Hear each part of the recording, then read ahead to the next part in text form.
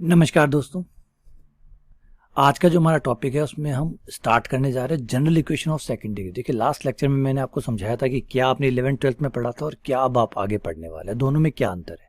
Basic वहाँ पे आप जो पढ़ के आए थे वो मानक समीकरण थी, अब जो आप पढ़ने वाले हैं व्यापक समीकरण है। तो वो व्यापक समीकरण क्या है, अब उससे यहाँ से हम स्टार्ट करते हैं। मैंने ये तो बता दिया कि आप जो पहले पढ़ के आए थे वो मानक समीकरण थे, फिक्स थे, y² बराबर 4x, x² बराबर 4ay। सिर्फ ये परवलय तक सीमित नहीं था बेटा, दिग्वर्त में भी यही था। दिग्वर्त भी जो था मूल बिंदु के चारों तरफ ही बनता था, है ना। आपका जो दिग्वर्त था उसके साथ भी वही प्रॉब्लम थी। तो देखिए ये दिग्वर्त है, आपने जो दिग्वर्त का समीकरण पढ़ा था, प्रॉब्लम दिग्वर्त के साथ भी थी, यह नहीं था कि परवलय के साथ ही प्रॉब्लम थी। अब आप सोचे सर आपने सिर्फ परवलय को टारगेट किया था, पिछले लेक्चर में परवलय को अपमानित करने की कोशिश की थी। तो बेटा ऐसा नहीं है, ये सबके साथ है। हर इक्वेशन के साथ जो आप पढ़ के आए हैं वो मानक इक्वेशन थी, यानी आप जो दिग्वर्त की पढ़ के आए थे वो थी x² बटा a² प्लस y² बटा b² बराबर 1। ये दिग्वर्त में क्या प्रॉब्लम है, ये दिग्वर्त वो है जिसका केंद्र मूल बिंदु पे है। तो ये मूल बिंदु वाले केंद्र वाले दिग्वर्त थे। अगर इस दिग्वर्त को यहाँ से उठा के कहीं और रख दिया जाए तो प्रॉब्लम फिर वो खड़ी हो जाएगी। देखिए, अगर इसको उठा के मैं यहाँ रख दूँ, अब ये समीकरण काम आएगा? तो जवाब है नहीं साहब, अब ये काम नहीं आएगा। क्यों नहीं आएगा? क्योंकि अब आप इससे बाहर जा चुके हैं। क्योंकि ये समीकरण केवल तब तक काम करता जब तक आप मूल बिंदु पे होते, यहाँ होते तब ये काम करता। अब आप उठा के इसको कहीं और ले गए तो ये समीकरण काम नहीं करेगा। तो जैसे जैसे आप इसको उठा के इधर उधर लाएंगे, देखिए अब समीकरण अलग, अब अलग, अब अलग, अब अलग, हर जगह इसको अलग जगह रखते ही इसका समीकरण बदल जाएगा। तो हम चाहते हैं कि दिग्वर्त अगर यहाँ बने तो उसका समीकरण भी हम लिख सके, और अगर दिग्वर्त कहीं और बने तो उसका समीकरण भी हम लिख सके। ऐसा ना हो कि सिर्फ ये मूल बिंदु वाला जो दिग्वर्त है बस यही हमारे पास हो, हमारे पास हर प्रकार का दिग्वर्त का समीकरण हो। ठीक है, और यही हम सीखेंगे भी कि समीकरण क्या होता है, जनरल समीकरण क्या होता होगा, कैसे पता चलेगी ये समीकरण दिग्वर्त का है। पहले ऐसे होता था तो पहचान में आ जाता था कि दिग्वर्त का समीकरण है। अब कैसे पता चलेगा, जब कोई दिग्वर्त कहीं और होगा तो उसके समीकरण का हमें कैसे पता लगेगा, ये हमें जानना है। ठीक है, चलिए स्टार्ट करते हैं। देखिए पहले दोबारा समझा देता हूँ। मैंने जो भी पीछे पढ़ाया था वो सबके लिए था कि सबके समीकरण फिक्स जगह पे थे, सबको मूल बिंदु पे रख के ही निकाले गए थे। हम थोड़ा सा मुक्त कराना चाहते हैं ताकि मूल बिंदु से बंधे हुए ना रहे, कोई कहीं भी बने, सब जगह अलाउड है। ठीक है, चलिए तो हमारा टॉपिक क्या है, general equation of second degree, जिसका मतलब है द्विघात समीकरण, व्यापक द्विघात समीकरण। व्यापक द्विघात समीकरण क्या है? व्यापक द्विघात समीकरण ध्यान दीजिए। एक समीकरण लिखता हूं, उसको पहचानिए और देखिए। ax² plus 2hxy plus by² plus 2gx plus 2fy बराबर 0। इस समीकरण को देखिए। इस समीकरण में x और y दो चीजें हैं, है ना, दो चीजें हैं, और बाकी कुछ नियतांक है, a है, h है, b, g, f, c, तो नियतांक है। नियतांकों की में कोई टेंशन भी नहीं होती, हमें तो चरों की बात करते हैं। तो चर इसमें कौन कौन है? x है और y है। यहाँ पे x की कितनी पावर है? 2 पावर है।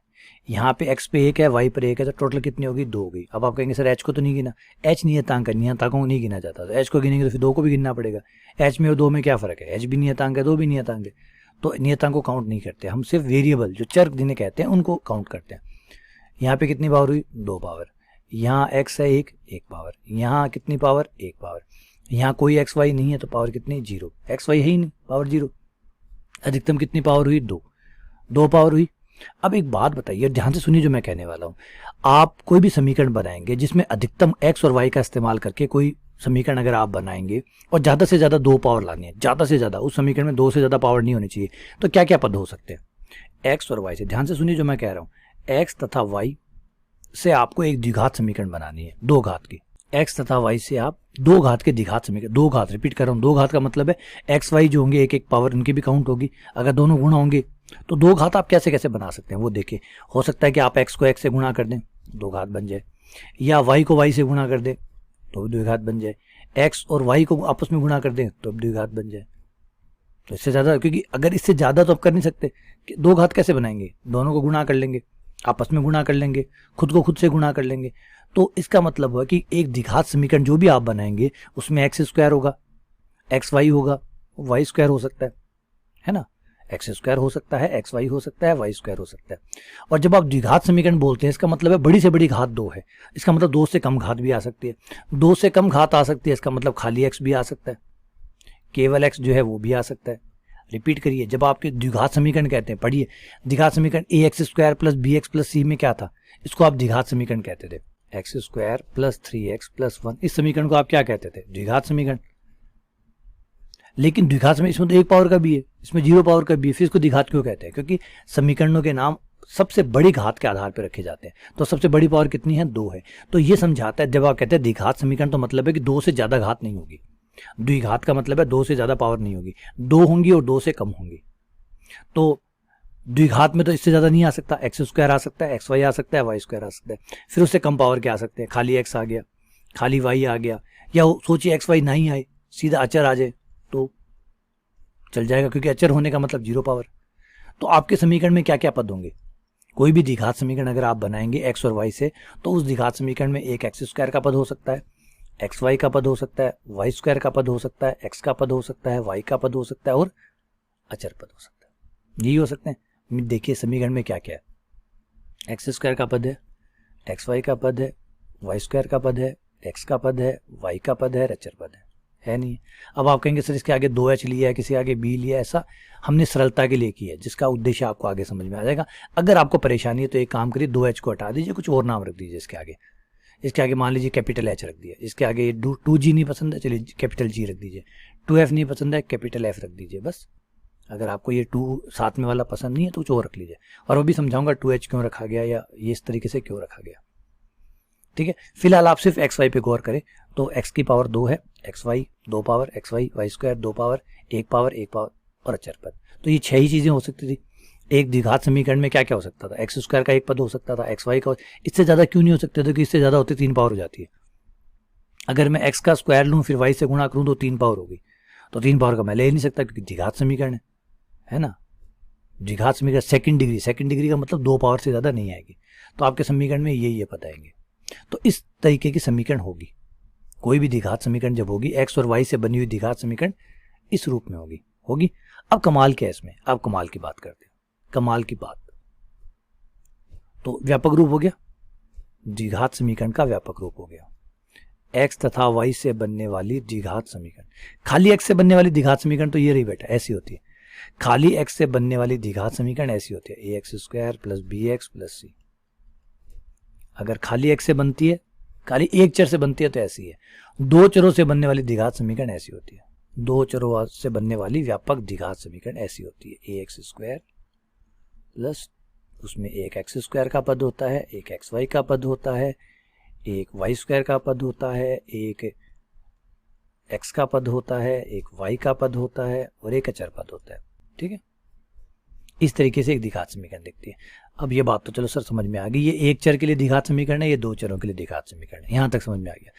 क्या महत्व है इसका, महत्व क्या, इंपॉर्टेंस क्या है, सिग्निफिकेंस क्या है। क्योंकि जब भी आप मैथ्स में कोई चीज पढ़ते हैं तो सबसे पहला जो रीजन आप मांगते हैं वो है सिग्निफिकेंस। आपका सबसे कारण है कि भाई अर्थ बताइए ना, क्या उपयोग है, क्या महत्व है इसका, तब तो पढ़ें आगे, वरना क्यों पढ़ें। तो बेटा इसका महत्व ये है कि कोई भी द्विघात समीकरण, कोई भी व्यापक द्विघात समीकरण 2 चरों वाली, अगर इस ध्यान से सुनिए जो मैं कहने वाला हूं, अगर कोई भी द्विघात समीकरण 2 चरों वाली कोई भी द्विघात समीकरण, यहाँ पे एक्स स्क्वायर का गुणांक चाहे कोई हो, एक्स वाई का गुणांक इसके आगे चाहे 5 हो, 3 हो, 8 हो, 11 हो, अगर कोई भी द्विघात समीकरण है, कोई भी द्विघात समीकरण है, तो सुनिए, तो के बाद सुनिए, तो वो आकृति, वो द्विघात समीकरण क्या क्या बनाएगी। या तो अगर चित्र में उसे बनाएंगे तो पता चलेगा या तो बिंदु बन रहा है, सुनिए बात को, या तो बिंदु बन रहा है। उससे जब चित्र बनाएंगे आप कंप्यूटर की सहायता से या अपने हाथ से, कैसे बनाइए, जब आप चित्र बनाएंगे तो आप देखेंगे इससे या तो बिंदु बन रहा है, या फिर सरल रेखा बन रही है, या फिर 2 सरल रेखाएं बन रही है, जिसे सरल रेखा युग्म कहते हैं, लाइन पेयर कहते हैं। बिंदु या तो पॉइंट बन रहा है, या स्ट्रेट लाइन बन रही है, या लाइन पेयर बन रहा है।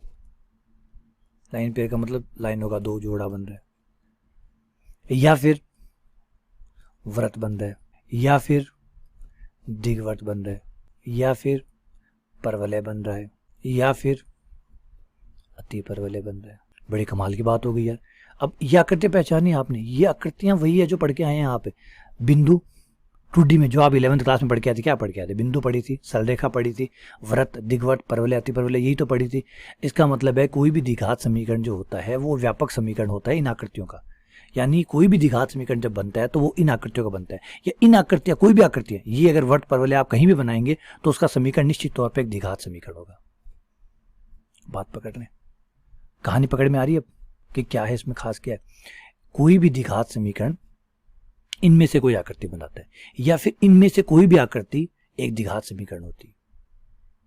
समझे बात? यानी जिस परवलय को अभी आप ढूंढ रहे थे कि अगर मैं इधर बना दूं या उधर बना दूं या उधर बना दूं, किधर भी बनाइए, उसका समीकरण एक द्विघात समीकरण होगा। वर्त को अभी हम उससे पहले हमने एग्जांपल लिया था दिग्वर्त का, उठा के पटक रहे थे, यहाँ रख ले मार दे, तो द्विघात समीकरण पर अति परवलय, ये जो आपके पास दिग्वर्त है, इसको उठा के कहीं भी रख लीजिए, क्या समीकरण आएगा ये तो नहीं पता, लेकिन एक द्विघात समीकरण ही आएगा। मतलब इस टाइप का ही कोई समीकरण आएगा, इस टाइप का ही कोई समीकरण आएगा। कहानी पकड़ में आ रही है आपको? बेटा कहानी समझ में आ रही है? क्या कहना चाहता हूं मैं? ये कहना चाहता हूं कि ये जो सारी आकृतियां हैं, इनका जो भी समीकरण होगा मुझे नहीं पता, लेकिन गारंटी लेता हूं कि वो एक व्यापक द्विघात समीकरण होगा, व्यापक द्विघात समीकरण होगा, general equation of second degree होगा, general equation of second degree होगा। यह है खास बात। आई बात सुनने कि क्या इंपॉर्टेंस है इनकी? इसका मतलब हर द्विघात समीकरण कोई ना कोई इनमें से कोई आकृति बनाता है, और ये ही आकृतियां, ये जितनी आकृतियां, इनके समीकरण कोई ना कोई द्विघात समीकरण होता है। तो इसका मतलब है कि आप द्विघात समीकरण को पढ़िए और उस द्विघात समीकरण से आपकी ये चीजें तैयार हो जाएगी। अब क्वेश्चन क्या खड़ा हो गया? क्वेश्चन ये खड़ा हो गया कि मैं अगर आपको कोई द्विघात समीकरण दे दूं तो आप मुझे कैसे बताएंगे कि क्या बनने वाला है? समझ रहे हैं बात को? देखिए, आइए, मैंने आपको एक द्विघात समीकरण दे दिया, x square plus 2xy minus y square plus 2x plus 2y plus 5 बराबर 0। ठीक है, अब आप इसके बारे में द्विघात समीकरण जो भी मैंने छोरी बताई है उसके हिसाब से हर द्विघात समीकरण से कोई ना कोई आकृति बनेगी। तो यहां पे मैं आपसे पहला क्वेश्चन, सबसे पहला क्वेश्चन, क्वेश्चन नंबर 1 आपसे ये दाग रहा हूं कि बताइए ये आकृति कौन सी है। नंबर 1, सबसे पहला काम, ये आकृति कौन सी है? ये बात तो कन्फर्म है, देखिए रिपीट कर रहा हूं, ये बात तो कन्फर्म है कि कोई द्विघात समीकरण है नहीं है, पहले तो उसको कन्फर्म कर लीजिए। द्विघात समीकरण होगा, एक्स स्क्वायर का पद होता है, एक्स वाई का पद होता है, वाई स्क्वायर, जो 6 पद है इनके अलावा कोई 7वां पद नहीं होना चाहिए, इनके अलावा कोई 7वां पद नहीं। एक्स स्क्वायर का पद है, कोई जरूरी नहीं है कि एक्स स्क्वायर होना ही चाहिए, नहीं हो तो भी चलेगा, लेकिन इन 6 के अलावा 7वां नहीं होना चाहिए, है ना। आपने घर में कहीं घूमने गए, आपके घर में 6 सदस्य, आपने 6 की टिकट बना ली, अब 6 की टिकट बना ली, 7वें के लिए टिकट नहीं बनाई है, तो 7वें आदमी को आप लेके नहीं जाएंगे। हाँ, 6 के 5 ले जा सकते हैं, चलो कोई बात नहीं, एक टिकट, लेकिन 6 टिकट लेके 7 आदमी नहीं ले जा सकते आप, 6 टिकट लेकर 7 आदमी नहीं ले जा सकते। हाँ, 6 टिकट लेकर 5 आदमी ले जा सकते हो, 4 ले जा सकते, सबके सब कैंसिल कर सकते हो, लेकिन 6 टिकट पे 7 नहीं जा सकते। सेम बात है ये, यहाँ आपको 6 ही पद एक्स स्क्वायर का होना चाहिए, क्योंकि मैंने फिर समझा दिया, क्योंकि इनके अलावा अगर कुछ हुआ तो फिर वो द्विघात समीकरण नहीं बनेगी।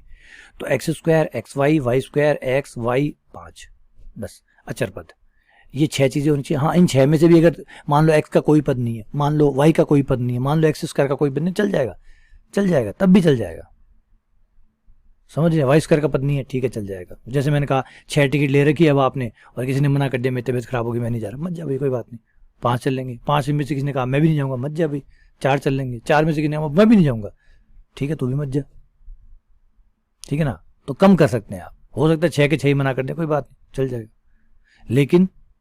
लेकिन क्या चीज है, 6 से 7 नहीं हो सकते। तो अब ये द्विघात समीकरण है, कन्फर्म है, कोई ना कोई आकृति बनेगी, ये बात भी कन्फर्म है। कौन सी बनेगी भाई, बताओ कौन सी बनेगी? तो इसका मतलब ये गणित पढ़नी बाकी है इसकी, कि कैसे पता चलेगा कि कौन सी आकृति बनेगी। नंबर 1 बात। नंबर 2 बात, दूसरा इंपॉर्टेंट क्वेश्चन, अगर हमें पता चल भी गया कि ये दिग्वर्त है, पता चल गया कि अतिवृल है, तो इसकी आकृति बनेगी कैसे? इसका वक्र अनुरेखन करके बताइए, चित्र बना के दिखाइए, इसका चित्र बना के दिखाइए कि ये कैसे बनेगा। ऑब्वियसली बात है, ये कोई मानक समीकरण तो है नहीं कि भाई मूल बिंदु पे बनेगा, वाई स्क्वायर बराबर 4x टाइप के सिंपल इक्वेशन तो है नहीं कि भाई मूल बिंदु से जाएगा, तो आकृति बना के दिखाइए।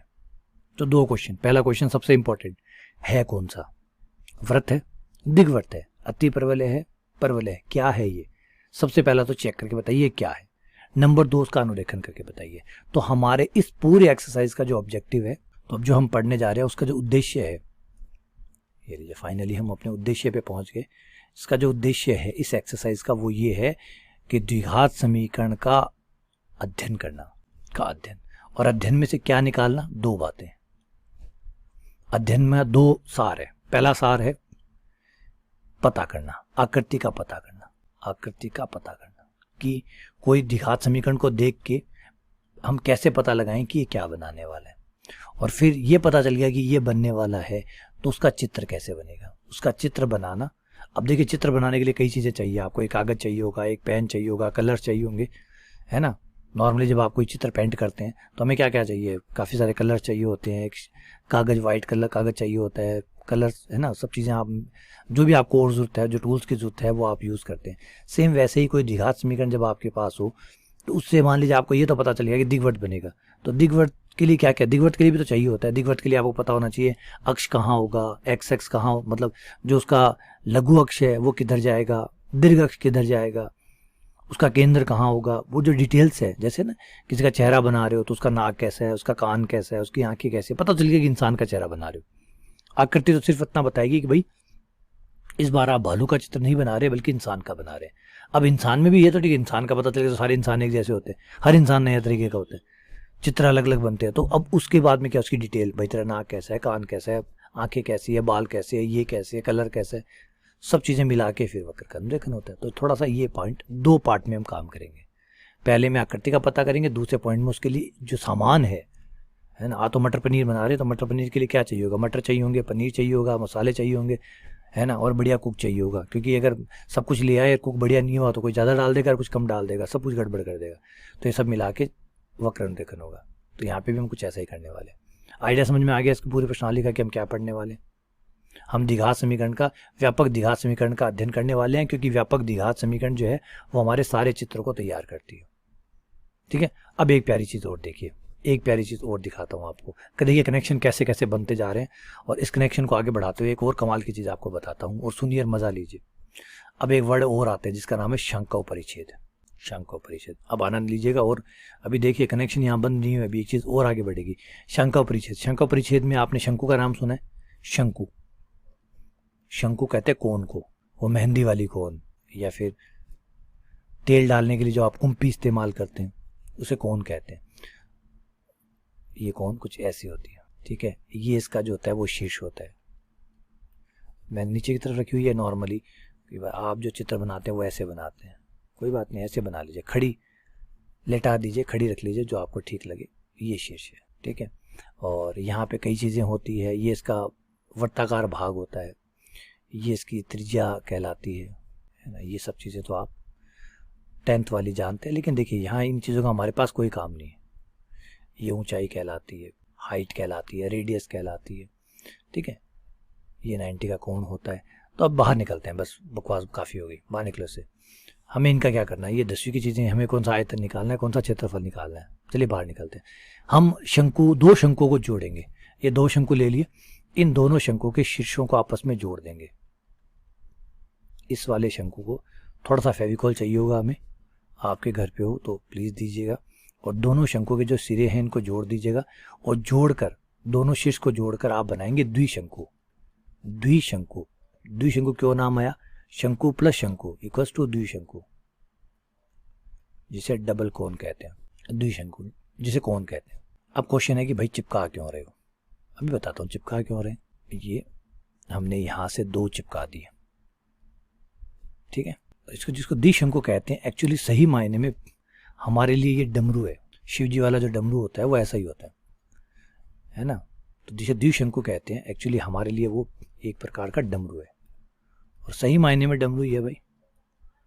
तो ये जो डमरू है, इस डमरू का ये हो गया शीर्ष, और दो शंकुओं को हमने जोड़ दिया, ठीक है। अब ये जब दो शंकु आपके पास, एक दो शंकु को जोड़ के आप डमरू बना ले, द्विशंकु बना ले, और एक समतल ले आए।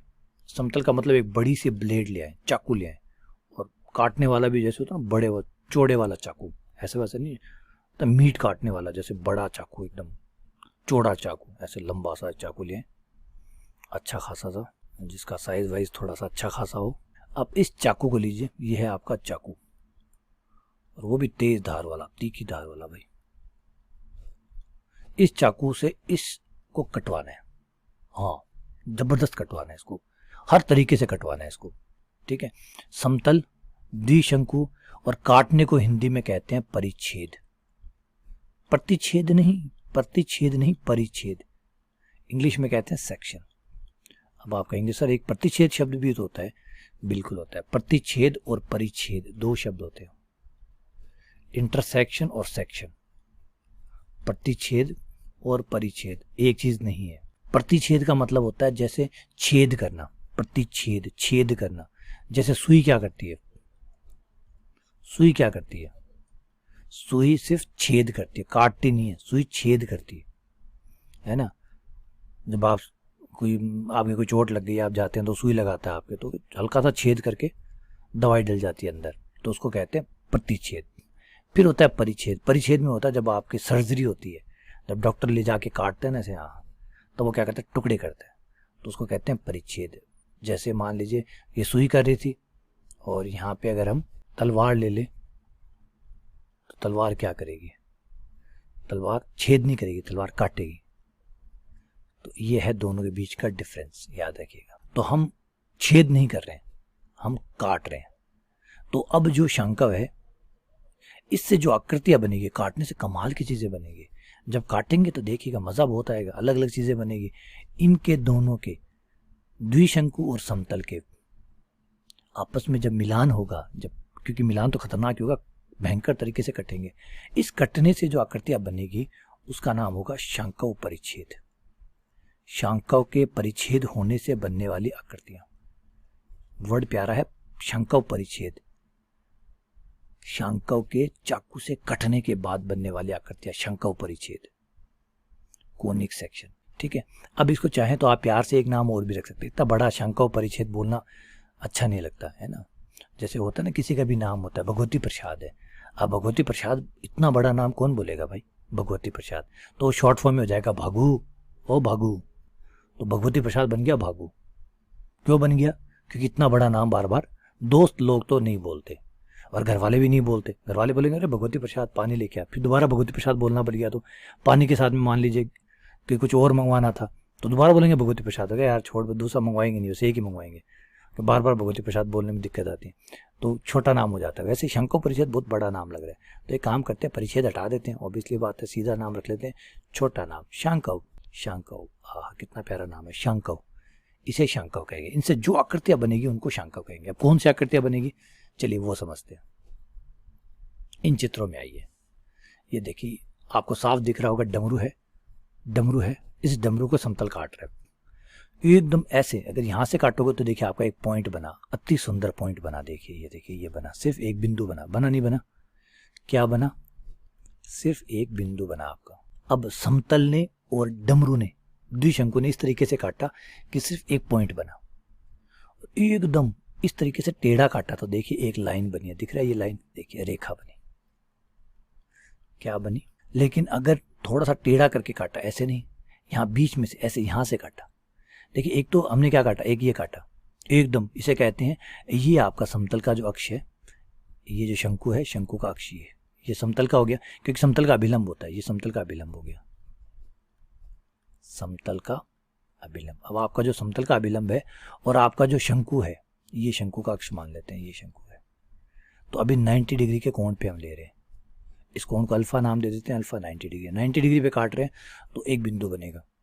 अब हमने क्या किया, ये जो लाइन थी, ये वाली, ये जो शंकु की लाइन थी, इसी लाइन के समानांतर रखा, कोण इसी से नाप लेते हैं, ज़्यादा ठीक रहेगा, तो कोई दिक्कत ही नहीं होगी। तो अगर इसी कोण इसी के साथ रहेंगे अब, तो पूरा पूरा एक रेखा बनेगी।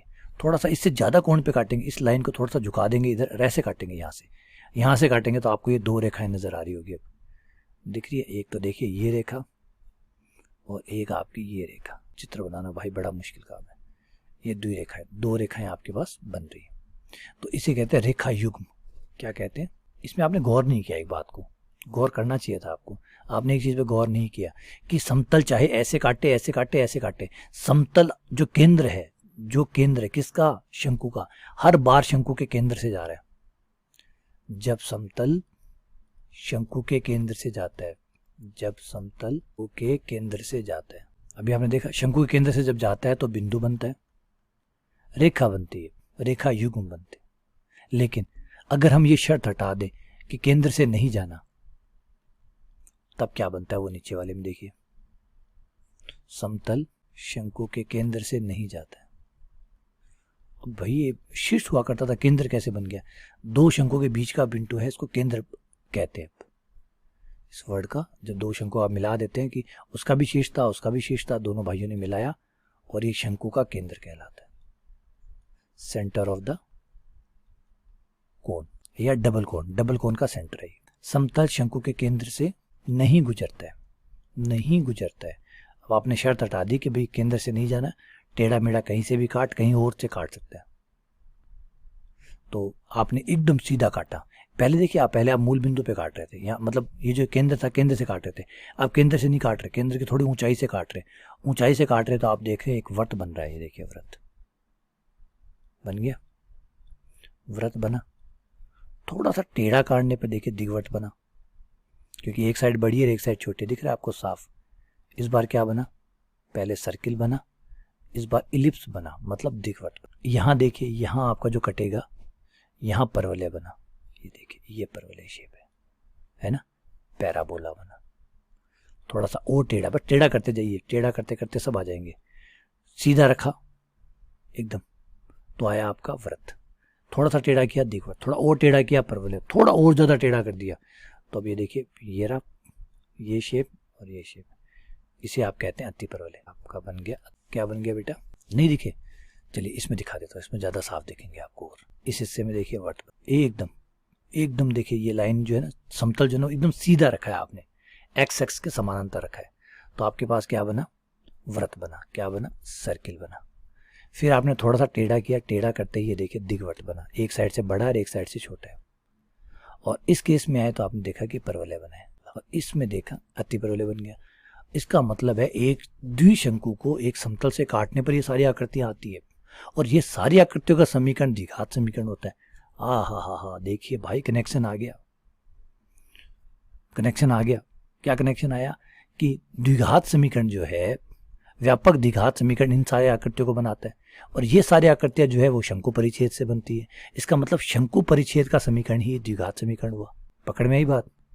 तो शंकु परिच्छेद का समीकरण क्या हुआ? जिसे खाली शंकु भी कह सकते हैं। तो शंकु का समीकरण क्या हुआ?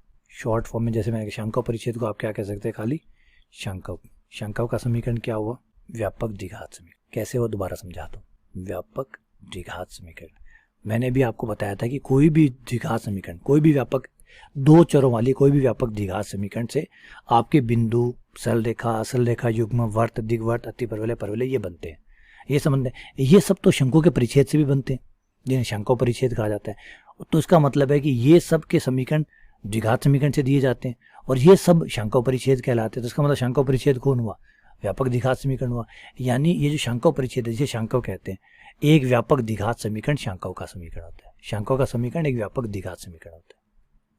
तो यहाँ पे मोटी लाइन आ गई सार, शंकु का समीकरण व्यापक द्विघात समीकरण होता है, व्यापक, इसीलिए इनको शंकु का समीकरण भी कहा जाएगा। और बेटा शंकु का मतलब एक आकृति नहीं है शंकु में। शंकु में कितनी आकृतियाँ आती है? शंकु में कितनी आती है? ऊपर दिखाया मैंने आपको। शंकु में कितनी आकृतियाँ आती है? शंकु में इतनी सारी चीजें आती है, ये कुल मिला के 7 चीजें आती है शंकु के अंदर। तो जब आप शंकु बोले तो ध्यान रखिए, शंकु का मतलब है 7 चीजें, 7 चीजें। इन 7 चीजों का कॉमन नाम है शंकु। तो ये कंफ्यूज मत हो जाइएगा, ऐसे मत सोचिए शंकु एक चीज है। एक चीज नहीं है, 7 आकृतियों का नाम है। तो कोई भी द्विघात समीकरण लिखी है तो इसका मतलब वो शंकु का समीकरण है। लेकिन शंकु में भी किसका समीकरण है? जैसे आपको मैं भारतीय हूँ, बिल्कुल भारतीय हो, कोई बात नहीं है। भारतीय भी तो बंटे हुए हैं, भारतीय भी तो बंटे पड़े हैं भाई। राजस्थान वाला भारतीय, पंजाब वाला भारतीय, जानते ना, है ना, राजस्थानी, पंजाबी, गुजराती, समझिए बातों को। ये तो एक तौर पे, हाँ, जब आप विदेश में होते हैं तो आप भारतीय होते हैं। क्यों? तब आप कहते हैं भाई मैं भारतीय हूँ, भारत से आया हूँ। तब आप नहीं कहते मैं राजस्थान से आया हूँ। लेकिन जैसे भारत में आते हैं हम शुरू हो जाते हैं मैं राजस्थान से आया हूँ, क्योंकि अब भारत के अंदर तो सभी बैठे। अब भारत के सामने आपका जो सामने बैठा है वो भी भारत से, आप भी भारत से, दोनों भारत में बैठे हैं, भारत में ही बैठे हैं। फिर थोड़ी बोलेंगे कि भाई भारत के, फिर तो ये बताएंगे ना आप कौन से हैं। अच्छा राजस्थान के हो, मान लीजिए आप राजस्थान में बैठे हो, आप दोनों राजस्थान में बैठे, तो फिर थोड़ी कहेंगे हम राजस्थान से। राजस्थान में तो बैठे ही, पता नहीं क्या जरूरत है। अब ये बताओ कि कौन से जिले से हो। फिर उसी जिले में अगर आप 2 लोग बैठे हो तो फिर जिले का नाम थोड़ी, फिर आप गाँव के नाम ही, शहर के नाम बताओगे। उसी शहर में बैठे हो तो फिर मोहल्ले का बताएंगे कि इस मोहल्ले के हैं, मैं उस वार्ड का हूँ, ठीक है। फिर सेम वार्ड के हुए तो आप गली बताएंगे, भाई मैं उस विवेकानंद मार्ग पे रहता हूँ, वो कहेगा मैं सरयू मार्ग पे रहता हूँ। अगर मान लो दोनों ही सरयू मार्ग के लोग हैं, दोनों बैठे हैं, तो क्या बताएंगे? वो बताए मेरे मकान का नंबर ये है, मेरे मकान का नंबर ये है। समझे बात? तो इस तरीके से तो ये विघटन जो है, ये जो विभाजन है, ये चलता रहता है, एक के अंदर एक के अंदर एक चलता रहता है, ठीक है ना। तो शांकाओं के अंदर कितने विभाजन है? 7 विभाजन है। तो वो द्विघात समीकरण 7 समीकरण का प्रतिनिधित्व करेगी, लेकिन 7 में से क्या बन के आएगा वो हमें बताना है। ये हमारा सार है। कहानी पकड़ में आई नहीं आई? स्टोरी समझ में आई नहीं आई? इस पिक्चर फिल्म का सार समझ में आया नहीं है आपको? आ गया? तो चिंता मत करिए, अब ये भी मैं आपको पहचाना बता दूंगा कैसे। ये देखिए हेडेक, पहला हेडेक, सबसे बड़ा हेडेक यही होता है कि टॉपिक पकड़ में आ जाए कि भाई चल क्या रहा है, कहानी समझ में आ जाने की, मूल हीरो, मूल कहानी, मूल पात्र, ये जो मोटा मोटी बेसिक बातें ये समझ में आ जाए तो फिर आगे तो हम सरका लेंगे, गाड़ी को सरका ही नहीं लेंगे, दौड़ा लेंगे। बस एक बार कहानी पकड़ में आ जाए, जो कि समझ में आ गई होगी कि क्या है द्विघात समीकरण, व्यापक द्विघात समीकरण क्या है, शांकाव क्या है, शांकाव, क्योंकि किताब में भरे पड़े हैं ये शब्द और आप कंफ्यूज होंगे कि यार ये क्या शांकाव आ गया, क्या और आ गया, तो इन्हें पकड़िए। हो गया? ठीक है, चलिए इस लेक्चर को यहीं खत्म करते हैं। अगले लेक्चर में इन सबको पहले तो पहचानने वाली जो काम है वो पूरा करते हैं, पहचानने वाला जो काम है उसको पूरा करते हैं। ठीक है, चलिए, बहुत बहुत धन्यवाद, शुक्रिया।